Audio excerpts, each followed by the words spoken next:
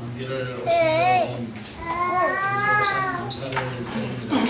오늘 부모와 함께 예배님들과 우리 자리에 오신 여러분들을 진심으로 감사합니다.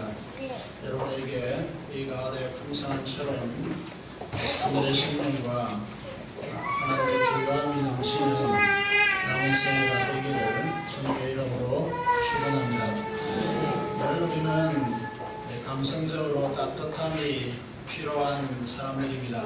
늘 들어도 그렇기 때문에 정다운 단어들이 있다면 고향이라는 말이고 또 어머니라고 하는 이런 말들이라고 생각합니다.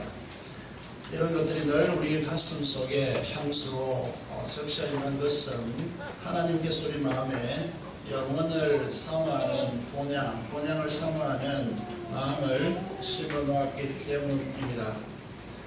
좀 오래된 찬양이지만 이런 찬양이 있습니다. 70년대, 80년대 우리 민족이 대체로 어려웠을 때, 가난했을 때 불른 찬양이라고 생각합니다. 초가 상관도 나는 만족하네, 값진 재물도 내게 없지만 내게 주어진 하늘나라에 가면 내게 한눈과 은만 있네. 내게는 하늘 저 위에 주 있네. 햇빛 맺히고 찬란한 그곳 그날이 오면 다시 방황치 않고 순황금 길을 거닐겠네. 라고 하는 이 찬양을 설교 부렸던 80년대 기억이 납니다. 추석의 풍습도 많이 변하여져 가고 있죠. 적어도 5, 6일 되는 이런 황금 연휴가 되면 가장 붐비는 곳이 공항이 되고 있습니다. 제사를 지내지 않는 우리 크리스찬들로서는 해외여행도 좋지만은 이런 명절에 고생이 되더라고. 추석에 부모 형제들이 살아있는 동안에 고도하고 형제 우애하면서 하늘 소망, 우리의 본향을 함께 우리 가슴 속에 새기는 이 나그네 드리기를 소망합니다. 요새 고속도로가 사방으로 대체적으로 잘 뚫려 있어서 서울에서 부산까지 오는데 어제 같은 경우에 5시 30분 정도, 5시간 30분 정도 걸렸다 이런 보도가 있습니다. 이전에는 훨씬 더 많이 걸렸죠. 8시간, 12시간 이렇게 걸렸던 길이었습니다. 우리의 마음의 고향은 생존하시지 않던 간에 언제나 우리의 부모, 특별히 어머니들이라고 이렇게 말씀드릴 수 있죠. 그것은 이 세상에서 가장 나를 아끼고 사랑하고 헌신적 사랑을 해주셨기 때문이다 라고 말할 수 있습니다. 그 놀라운 사랑이 있습니다. 그것은 언제나 우리가 늘 말한 대로 영원한 하나님의 사랑입니다. 예수 그리스도께서 우리 죄를 위하여 지옥의 심판의 형벌인 십자가의 고난을 받으시고 그 생명의 대가를 지불하시고 우리를 구원하셨습니다. 우리를 영원히 살도록 그렇게 하셨다는 것이죠. 그리고 죄의 세력과 그 죄의 권세에서 우리를 자유케 하기 위해서 우리와 함께 죽으셨고 그와 생명의 법으로 살 수 있도록 우리를 위해서 이제 다시 살아나신 주님이심을 우리가 생각해 볼 때에 주님이 계신 그곳, 그 영원한 본향, 그 영광스러운 기업의 그 감체가 있는 그곳을 영원히 사모하고 기다린다는 것, 그것은 우리의 당연한 삶이라고 생각하는 것이죠. 그리고 이 땅에 우리가 살아가면서 아직 구속받지 못한 몸, 쓰러짐의 종로로 타는 몸을 가지고 비록 탄식과 고난의 삶을 살아가지만 우리가 영원한 그 영광의 몸을 입게 하시겠다라고 하는 이 약속을 붙잡고 우리가 소망의 삶을 이 땅에서 살아가고 있는 것이죠. 그래서 사도 바울은 오늘 우리가 읽은 고린도후서 5장에 보면 장례식 때 자주 이제 설교되어지는 본문이지만 오늘 추석에 우리가 이 본문을 읽은 이유는 우리가 이 땅에 살아가는 동안의 삶이 이 썩어짐의 종로를 타고 있는 우리의 몸을 가리켜서 장막집이다, 텐트다 라고 그렇게 표현하고 있다는 것이죠. 이 장막집이 무너질 날이 있다는 것입니다. 그래서 고린도후서 4장 16절에 보면 우리가 입고 있는 이 몸, 우리가 가지고 있는 이 몸, 그 사람이라고 표현하는데 이 육신은 낡아질 수밖에 없다. 시작하고 병들고 신음과 고통과 탄식 속에서 우리는 살아가고 있습니다. 그러다가 결국 이 장막집은 무너지게 된다라고 이렇게 말하고 있습니다. 보통 사람들은 사는 날 동안에 행복이 계속되었으면, 행복만 계속되었으면 그렇게 희망하면서 살아갑니다. 그러나 인생의 종착역은 반드시 찾아오게 되어지고 우리가 미처 챙길 짐도 제대로 갖추지 못하고 떠나가야 하는 그 피난길의 모습같이 우리 인생의 마지막도 항상 그렇게 찾아온다는 것이죠. 그래서 전에도 말씀드린 것 같이 죽을 사자는 그렇습니다. 저녁 어느 날 내가 전혀 예측할 수 없는 방향에서 화살 비수가 나를 향해서 날아와서 꽂히는 현상을 가져서 죽음 사자를 쓰고 있다는 것이죠. 이 세상을 떠나서 우리는 언젠가 영원한 본향에 들어가기 때문에 우리는 그 본향을, 영원한 본향을 준비하면서 바라보며 살아가는 삶, 이걸 소망의 삶이라고 합니다. 이 삶을 준비하며 이 삶을 끌어가야 한다라고 하는 것이죠. 오늘 우리가 읽은 고린도후서 5장 1절의 말씀을 보면 우리의 장막집이 무너지면 그랬습니다. 하나님께서 지으신 집, 또 손으로 지은 것이 아니요 하늘에 있는 영원한 집이 우리에게 있는 줄 아니라, 그렇게 말씀하고 있습니다. 제가 고등학교를 졸업하고 이제 그 당시에 이 대학교 문화를 생각해 보면 이제 시골에서 자라나서 고등학교를 졸업하고 대학교에 들어갈 무렵에서 이제 이 부산에 와서 들은 새로운 용어가 있었습니다. 그 용어가 무엇이냐면, 요즘도 하도 새로운 용어가 많이 등장해서 이게 무슨 말인가 인터넷을 통해서 찾아보아야 하는 그런 이제 용어들이 많이 등장하고 있죠. 그런 이제 새로운 용어 중에 하나가 그 당시에 맨션이었습니다. 맨션 이제 들어보셨죠? 요즘 뭐 아파트다 그렇지만 그 당시에 맨션으로 들어가서 그 집에 들어가면 가스레인지 부엌, 냉장고, 텔레비전, 컴퓨터, 수세식 화장실, 붙박이, 옷장 등 다 갖추어져 있기 때문에 이 집을 사면 맨손으로 들어가서 이제 살 수 있다라고 그렇게 그 당시에 우리들 사이에 일컬어졌습니다. 그래서 이제 이 대학교 들어가서 생각한 것이 좋은 회사에 들어가서 돈을 많이 벌여서 이 집을 꼭 사서 내가 살아야 되겠다. 누구나 대학생들의 마음속에 이런 생각을 하는 것이죠. 시골에서 한 방에서 대여섯 명 무맨손 이불을 덮고 추운 겨울에 이렇게 너무 추웠기 때문에 부둥켜 안고 힘들게 이렇게 잤던 어릴 때의 삶을 비교해보면 꿈을 꾸는 듯한 그런 제 집인 것이죠. 이 맨션은 어디를 가리켜서 붙여진 이름이냐 하면 영국의 황실입니다. 영국은 이제 우리가 잘 아는 대로 세계 곳곳을 이제 정복해서 해가 지지 않는 나라라고 일컬어졌고, 그 이제 해가 지지 않는 나라에 이제 상징성 있는 그런 건물이 킹덤, 궁전이라고 그렇게 말할 수 있죠. 그것을 맨션이라고 그렇게 일컬어서 그런 이제 화려하고 그런 넓은 땅, 그래서 그곳을 이제 그를 이제 그런 모양으로 짓겠다. 이게 맨션이지 않겠습니까? 우리의 장막집, 이 땅의 삶, 우리의 육신과 천국을 비교해 볼 때 이 피난민 천막 수용소와 특별 호텔의 수준의 차이보다 더할 것이다. 그렇게 생각되어집니다. 요즘 성도들이 이제 기도원에 잘 가지 않죠. 또 기도원, 요즘 기도원 개념이 별로 없습니다.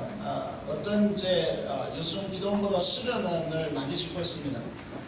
그런데 수련원을 요즘 이제 사람들이 잘 살고 있기 때문에 최고 호텔처럼 지어놓고 샤워실과 또 요즘 화장실을 레스트룸이라고 이야기하죠. 그것이 평안히 지는 곳이다. 안방보다 더 좋은 그런 화장실을 최고처럼 그렇게 지어놓고 그곳에 와서 성도들이 불평한다는 것이죠. 왜 불평하느냐 물어봤더니 성도들이 깝깝하다는데, 그렇게 좋게 시설을 갖춰놓아도 기도하지 않고 깝깝하다는 것. 이것이 이제 오늘 여러분 우리가 기도만 하고 살 수 있느냐, 놀이 문화도 있어야지. 이게 우리의 요즘의 이제 모습인 것 같습니다. 나대구에 가기 전에 장림에 있는 한 교회가 있습니다. 불신적 교회인데 저 이름 있는 교회이고 목사님도 이름이 있으면 그 교회 안에 풀장을 지었습니다. 아이들에게 이제 이 풀장 시설을 갖췄습니다. 그런데 시시하니까 요즘 얼마나 좋은 시설이 많습니까? 그래서 하도 풀장을 빌격했다는 겁니다. 그래서 그 지역 아이들을 전도하기 위해서 또 교회 아이들을 만족시키기 위해서 하도 풀장을 그 교회 안에 지었다는 겁니다. 여러분, 오늘 제 생각해 보면 그리스도인들이 우리의 본향 천국에 과연 들어가고 싶을까? 라는 그런 생각을 가지게 된 것이죠. 정말 우리 성도들의 삶 속에 본향을 정말 믿음으로 진짜 있다고 확신하고 그것을 준비하는 생애를 살아가고 있을까? 라는 생각을 하게 되는 것이죠. 육신적인 쾌락과 안락함과 즐거움을 통해서 우리가 만족한다 할지라도 여러분 더 센 것이 와야 만족을 할 수 있습니다. 그렇기 때문에 아무리 좋은 것들을 통해서 만족할 수 없다는 이 진리를 우리는 깨달아야 하고 이 우리나라 문화 속에서 계속 나아갈 수 있는 것을 깨닫게 될 것입니다. 우리 이 땅에서 연약한 몸을 입고 있다는 사실을 잊으면 안 됩니다. 우울한 감정에 때때로 지배받습니다. 우리의 감정은 낡고 힘들고 지쳐있기 일쑤입니다.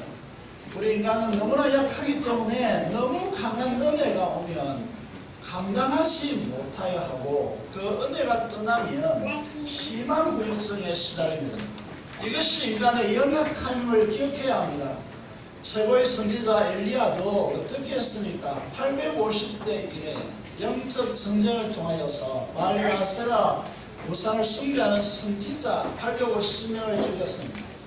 그리고 3년 6개월 동안 비가 오지 않았는데 하나님 앞에 기도하여서 강한 비가 그 땅을 적시게 했습니다.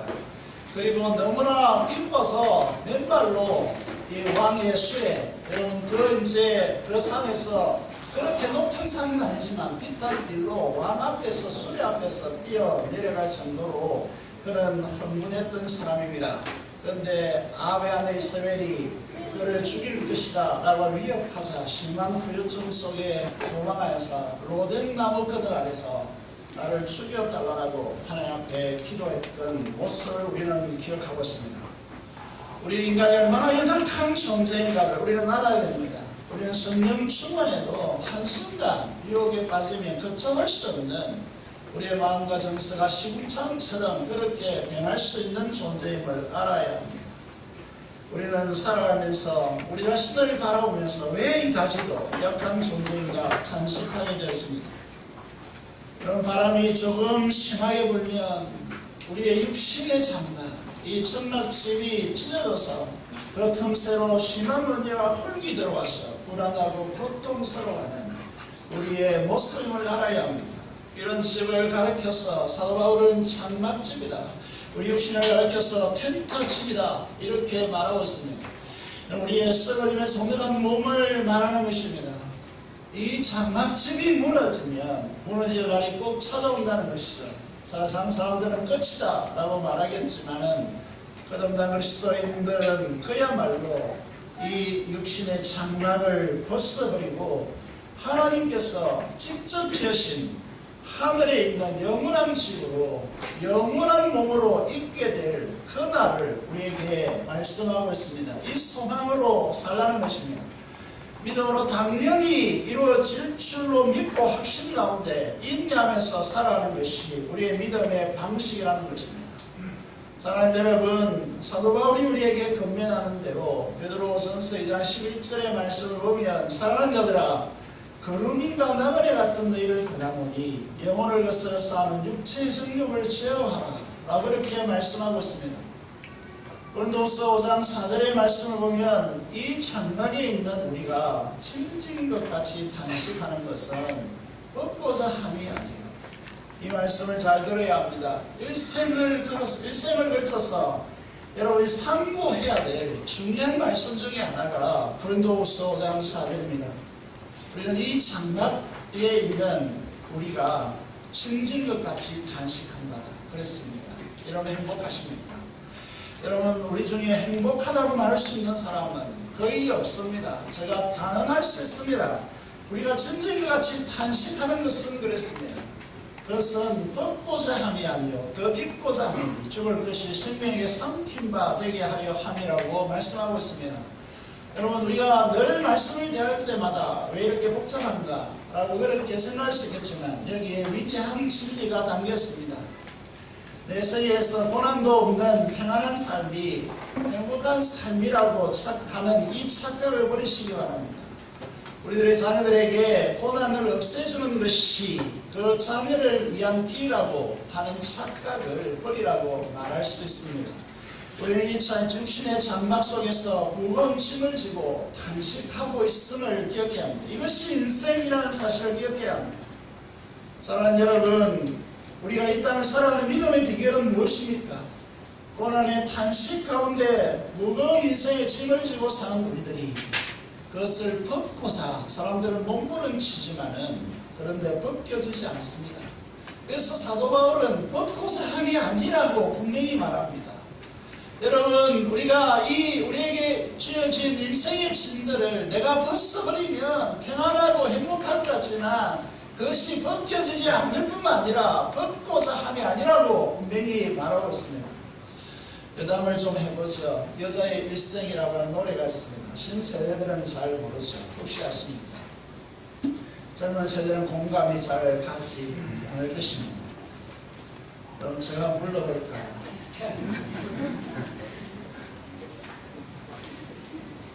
제가 이상하게 미칠까봐 감히 부르시는 못하고 가사만 하나 훑어보겠습니다. 참을 수가 없도록 이 가슴이 아파도 여자이기 때문에 말 한마디 못하고 헤아릴 수 없는 시름 혼자진 인생 고달픈 인생길을 흐르면서 참아야 한다기에 눈물로 보냅니다.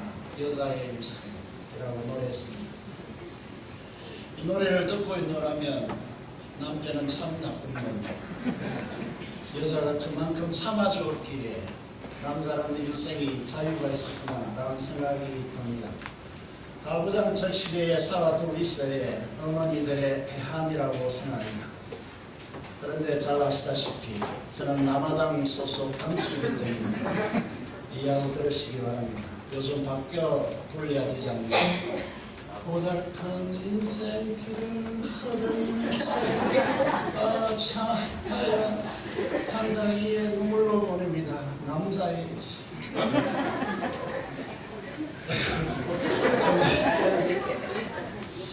여러분 누구나 다 이렇게 인생길을 고달픈 인생길을 살아가는 것 같습니다. 오늘 말씀을 왜 우리가 하나님을 믿고 예수 그리스도 안에 거해야 하는가에 대한 결정적인 답이 여기에 있습니다. 우리가 벗고자 함이 아니죠. 벗으려고 하지 않기를 바랍니다.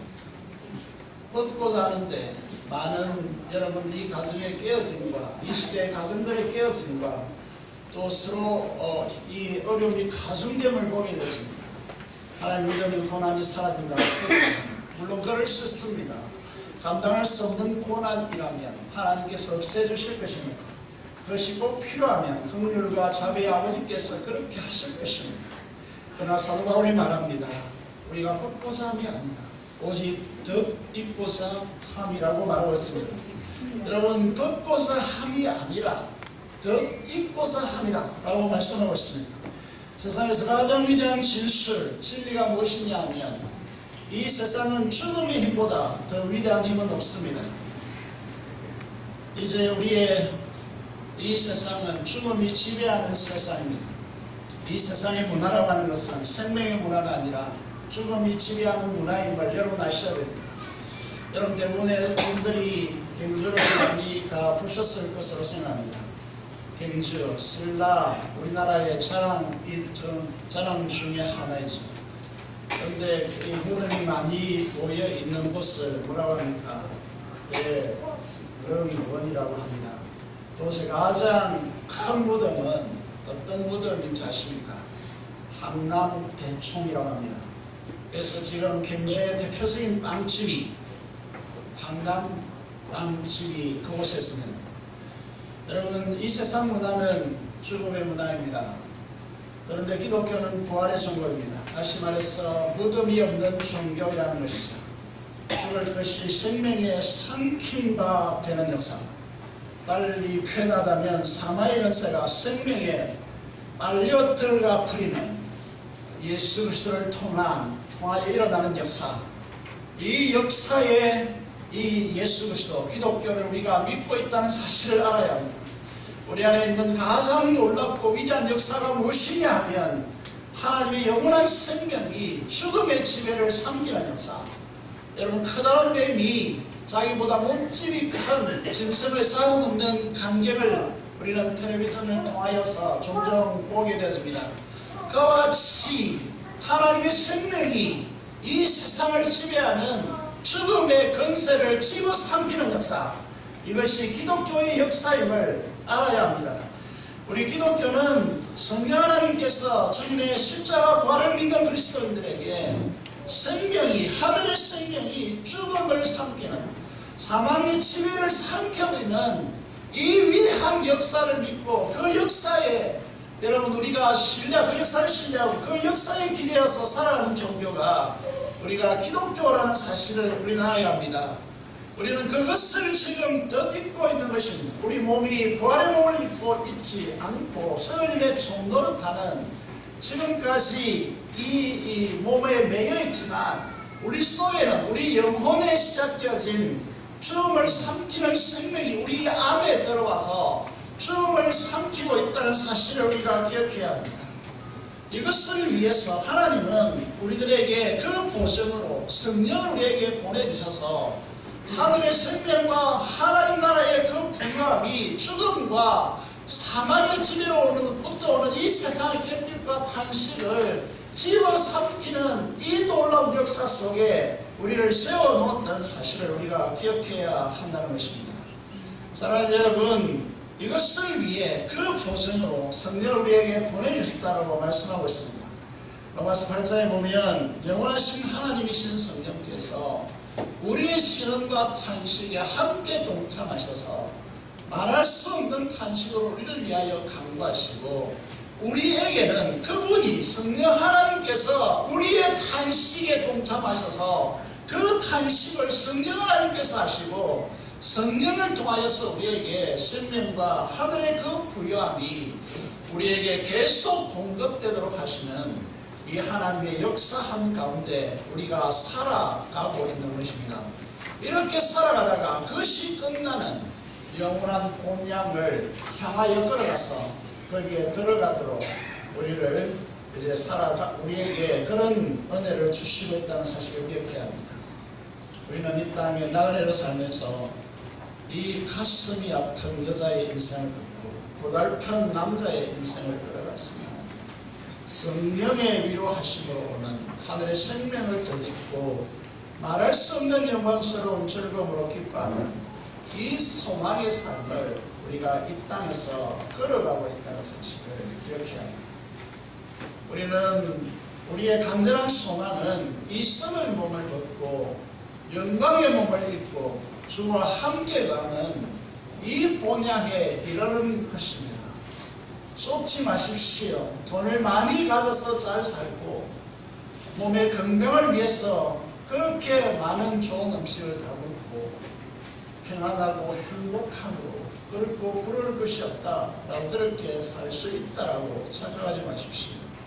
이 몸은 썩어짐의 종노릇하는 장막을 입고 있는 몸임을 기억하시고 고달픔과 이제 이 욕심에서 벗어나지 못하는 인생임을 기억해야 합니다.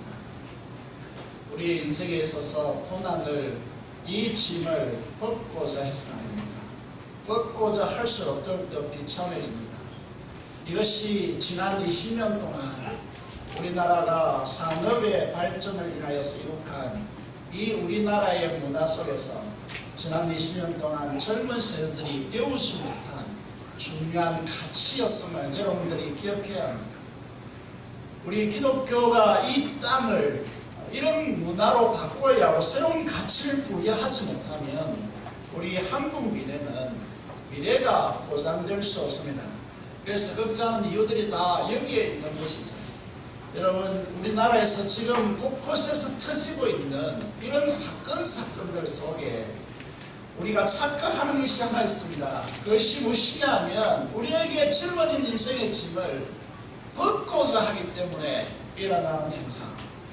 벗고자 함이 아니라 기독교의 생명들이 그것을 집어 삼키는 여러분 이 역동적인 패닉을 일으켜야 이 민족이 미래가 보장되어지고 살아날 수 있다는 사실을 기억해야 한다는 것이죠. 6절 7절의 말씀을 보시면 여러분 그러므로 항상 담대하라고 말씀하고 있습니다. 어려움이 없으면 담대하라고 하지 않겠죠. 담대하라고 말합니다. 우리의 몸을 가지고 있는 한 주님과 따로 있을 수밖에 없습니다.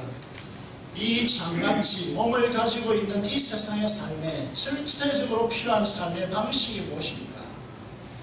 여러분 말씀을 보시면 6절 7절을 보십시오. 윈도우서 5장 6절 7절을 보시면 그러므로 믿음으로 행하고 옳은 것으로 행하지 않아야 한다고 말씀하고 있습니다.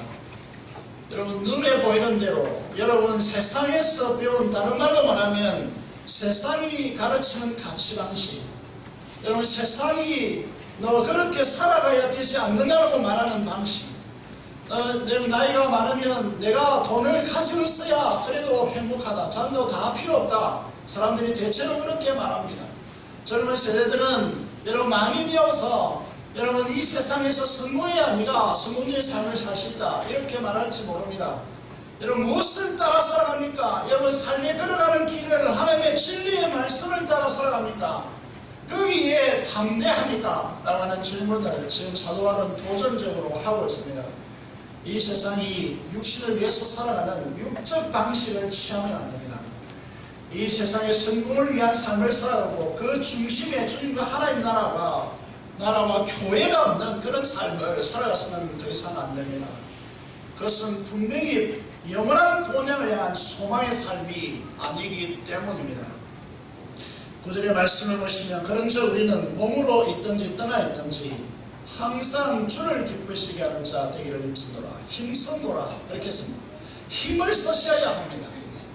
힘쓰노라 그렇게 했습니다. 사랑하는 여러분, 산지에 흩어져 있는 여러분, 그리고 오늘 이 자리에 있는 성도 여러분, 우리가 우리의 간절한 소망은 하루속히 이 장막지를 벗어나서 이 텐트집, 여러분 이 피난집을 벗어나서 영원한 이 황금으로 꾸며진 그 영원한 집에 들어가서 썩지 않고 씨하지 않고 폐하지 않는 이 하나님께서 지으신 영원한 몸을 입고 영원히 사는 것, 그것이 우리의 간절한 본질적 소망입니다.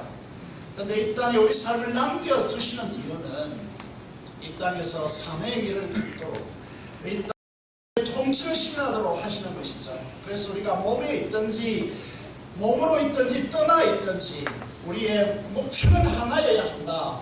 주를 기쁘시게 하는 자 되기를 힘쓰노라. 여러분 다른 사람 기쁘시게 하는 자 되기를 힘쓰는 것이 아니라 주를 기쁘시게 함으로 그 주님이 그 사람을 위하여 통치하시는 역사하시는 방식을 선택하셔야 한다는 것입니다. 이 중심을 잃으면 안 됩니다. 10절의 말씀을 보시면 우리는 언젠가 우리 모두는 여기에 앉아있는 한 사람도 제한 없이 한 사람도 제외되지 않고 그리스도의 심판대 앞에 반드시 서게 될 것입니다. 심판대 앞에 반드시 나타날 것입니다. 여러분 거기에서 여러분이 행한 선악간의 일에 반드시 심판하실 것입니다. 사랑하는 성도 여러분, 하나님 나라의 일에 힘쓰는 사람들 오직 주의 사랑에 매여서 다른 것이 아니라 오직 주를 기쁘시게 하는 자 되어서 하나님 심판대 앞에 당당하게 삽니다. 본향의 나그네 되시기를 주님의 이름으로 축원합니다.